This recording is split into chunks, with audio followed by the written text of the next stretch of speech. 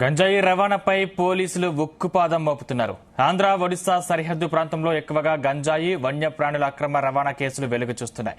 దీంతో శ్రీకాకుళం పోలీసులు అప్రమత్తమయ్యారు. పలాస అడ్డాగా ఒడిశా నుండి గంజాయి రవాణా జరుగుతోందన్న సమాచారంతో నిఘా పెంచారు. ప్రత్యేకంగా నార్కోటిక్ బృందాలు డాగ్ స్క్వాడ్ తో అనుమానిత ప్రాంతాల్లో సోదాలు నిర్వహించారు. Palasa railway station, RTC complex, పలు దుకాణాలతో పాటు రద్దీగా ఉన్న ప్రాంతాల్లో డాగ్ స్క్వాడ్ తో తనిఖీలు చేశారు.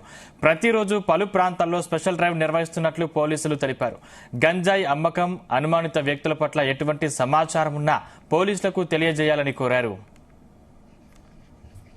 శ్రీకాకుళం జిల్లా ఎస్పీ గారి ఉత్తర్వుల మేరకు అలాగే సబ్ డివిజనల్ పోలీస్ ఆఫీసర్ ఆదేశాల మేరకు ఈరోజు కొన్ని స్పెషల్ డ్రైవ్ చేయడం జరిగింది.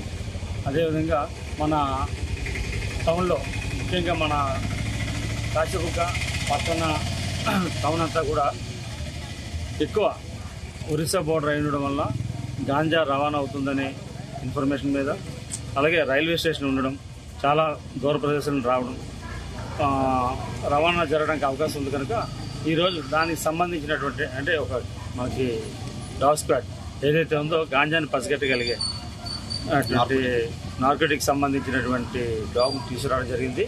మన రైల్వే స్టేషన్లోని ఆర్టీసీ కాంప్లెక్స్ దగ్గర, అలాగే కొన్ని పాన్ షాపుల దగ్గర మాకు ఉన్నటువంటి ఇన్ఫర్మేషన్ మీద ఇలాంటి అన్ని షాపుల దగ్గర కూడా మనం చెక్ చేయించడం జరిగింది.